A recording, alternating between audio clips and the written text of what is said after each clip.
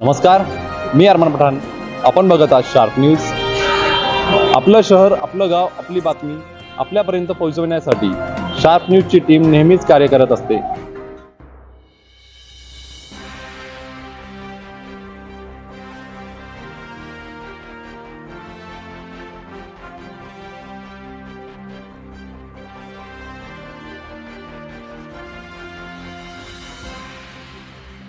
अधीक्षक दर्शन दुवळ मालेगाव कॅम्प उपविभाग म्हणून कार्यरत आहे.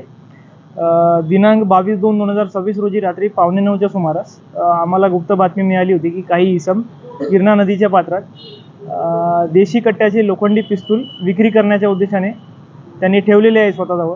तर आम्हाला मिळालेल्या बातमीनुसार तिथे टीम रवाना केली आणि टीम रवाना केल्यानंतर 2 आरोपी त्यामध्ये सामील आहेत. त्यापैकी एका आरोपीचं नाव श्री कुलदीप नरेश डिलोर आणि दुसरा आरोपी लकी बागडे.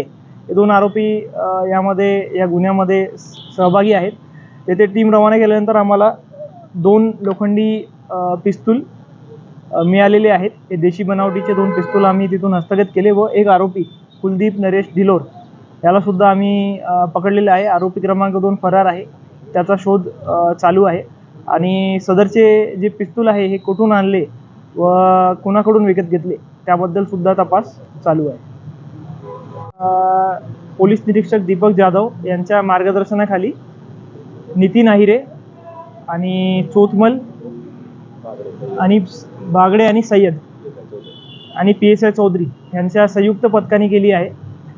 सर्वात जास्त मेहनत यामध्ये नितीन आहिरे, पोलीस कॉन्स्टेबल नितीन आहिरे यांनी केली आहे. माहिती काढण्यापासून पूर्ण प्लॅनिंग आणि चौधरी साहेबांसोबत जाऊन रेड करण्यापर्यंत.